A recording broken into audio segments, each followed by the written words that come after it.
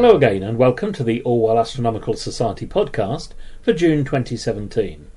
First, let's talk about the moon. Full moon this month is on the 9th of June and new moon on the 24th, so the best time to look at the moon through a telescope is in the second half of the month.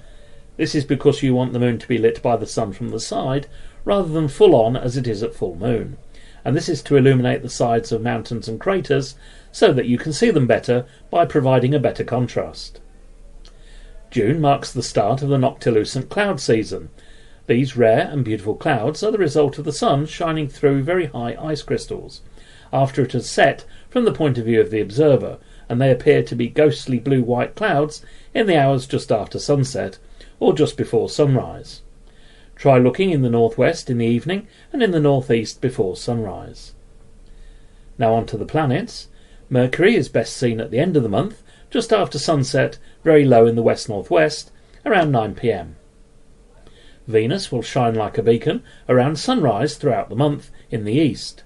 It will be quite low, but you really can't miss it because it's so bright.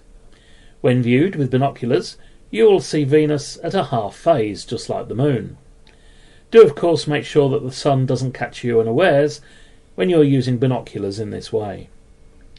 Mars is not visible this month, but Jupiter is a reasonably bright object visible around 10 p.m. in the constellation of Virgo towards the south.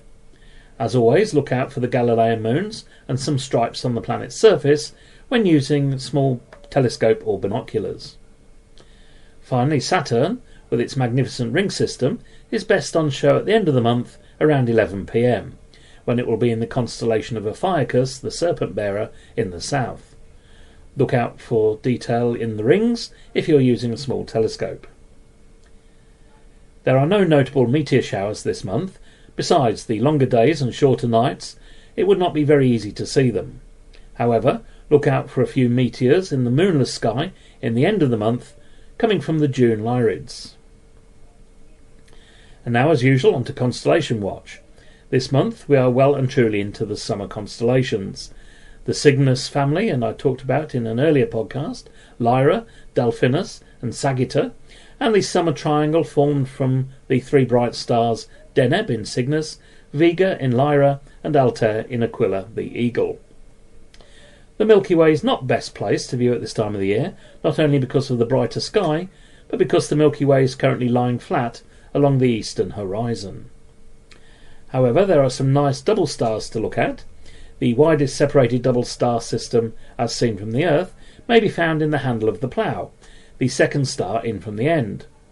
If you have average eyesight, you should be able to make out two stars simply by looking at it, and these stars are called Alcor and Mizar, Mizar being the brighter of the two at magnitude +2. With binoculars or a small telescope, there are two other double stars worth looking at. These are Regulus, the brightest star in Leo the Lion, and Albirio in the tail of Cygnus the Swan. I hope that this podcast has given you some ideas of what to look out for this month.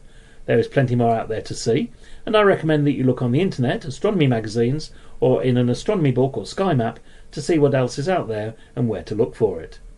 Another useful tool is a planisphere, which you can use to find out exactly what is overhead at any time and date of the year, and these are readily available from any good bookshop.